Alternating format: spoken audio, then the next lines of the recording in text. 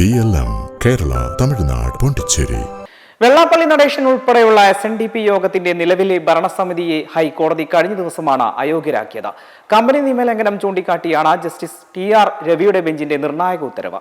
ഭരണനിർവഹണത്തിനായി താൽക്കാലിക board of director രൂപീകരിക്കാൻ സർക്കാരിന് കോടതി നിർദ്ദേശം നൽകിയിരിക്കുകയാണ്. SNDP യോഗത്തിന്റെ ഭരണം അഡ്മിനിസ്ട്രേറ്ററെയോ റിസീവറെയോ ഏൽപ്പിക്കണമെന്നാവശ്യപ്പെട്ട MK സാനു ഉൾപ്പെടെയുള്ളവർ നൽകിയ ഹർജിയിലാണ് നടപടിയുണ്ടായിരിക്കുന്നത്. കമ്പനി നിയമപ്രകാരം രജിസ്റ്റർ ചെയ്ത SNDP യോഗം 2006 ശേഷം വാർഷിക റിട്ടേണിംഗ് ഫിനാൻഷ്യൽ സ്റ്റേറ്റ്മെന്റും സമർപ്പിച്ചിട്ടില്ലെന്ന് കോടതി കണ്ടെത്തിയിരുന്നു. ഈ സാഹചര്യത്തിൽ നിലവിലെ ബോർഡ് ഓഫ് ഡയറക്ടർ അംഗങ്ങളെ അയോഗ്യരാക്കണമെന്ന ഹർജിക്കാരുടെ ആവശ്യം കോടതി അംഗീകരിക്കുകയായിരുന്നു. ഇതോടെ general secretary Vellappally Natesan, president doctor MN Soman, vice president Thushar Vellappally, Devaswom secretary Arayankandi Santhosh എന്നിവർ അയോഗ്യരായിരിക്കുകയാണ്. വിഷയത്തിൽ രജിസ്ട്രാർ IG തുടർ നടപടികൾ സ്വീകരിക്കണം. അടുത്ത തെരഞ്ഞെടുപ്പ് നടക്കുന്ന വരെ സർക്കാർ നിയോഗിക്കുന്ന താൽക്കാലിക ബോർഡിന് ഭരണ ചുമതലയുണ്ടാകും. അതേസമയം വെള്ളാപ്പള്ളി നടേശൻ SNDP യോഗം ജനറൽ സെക്രട്ടറി സ്ഥാനത്ത് നിന്ന് ഒഴിയുന്നത് 29 വർഷവും 4 മാസവും പിന്നിട്ട ശേഷമാണ്. 1996 നവംബർ 17 അദ്ദേഹം ജനറൽ സെക്രട്ടറി ആയത്. യോഗ ചരിത്രത്തിലെ ഏറ്റവും കാലം തുടർച്ചയായി ഒരേ സ്ഥാനത്ത് വഹിക്കുന്ന നേതാവാണ് വെള്ളാപ്പള്ളി നടേശൻ. 1996 ഫെബ്രുവരിയിൽ മുൻ SNDP ജനറൽ സെക്രട്ടറിയായ K ഗോവിന്ദൻ സമാനമായി പോരായിരുന്നുവെന്നും തുടർന്ന് യോഗത്തിന്റെ 26ാമത്തെ ജനറൽ സെക്രട്ടറിയായി തെരഞ്ഞെടുക്കപ്പെട്ടു.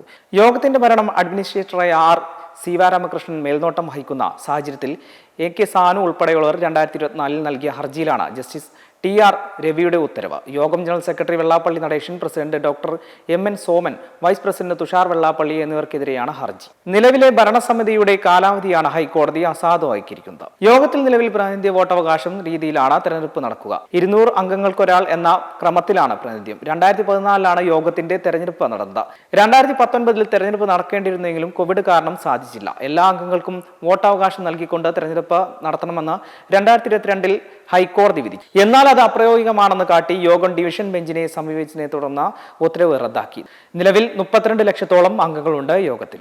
അതേസമയം അംഗങ്ങൾ ചേർന്നാണ് വെള്ളാപ്പള്ളി നടേശനെ തെരഞ്ഞെടുത്തതെന്നും അതിനാൽ വെള്ളാപ്പള്ളിക്ക് SNDP യോഗത്തിൽ കൂടുതൽ പേരും പിന്തുണ നൽകുന്നുണ്ടെന്നും പറയപ്പെടുന്നു.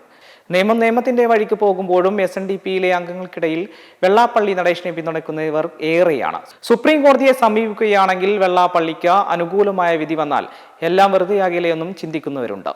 അതേസമയം SNDP യോഗം ജനറൽ സെക്രട്ടറി സ്ഥാനത്ത് നിന്ന് വെള്ളാപ്പള്ളി നടേശനെ ഹൈക്കോടതി നീക്കിയത് വാർത്ത തെറ്റിദ്ധാരണ പടർത്തുന്നുവെന്ന വാദവുമായി തുഷാർ വെള്ളാപ്പള്ളിയും രംഗത്തെത്തിയിട്ടുണ്ട്.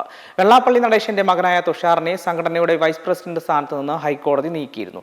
SNDP യൂണിയന്റെ കണക്കുകൾ കൃത്യമാണെന്ന് കോടതി അംഗീകരിച്ച കാര്യമാണെന്ന് തുഷാർ പ്രതികരിച്ചു.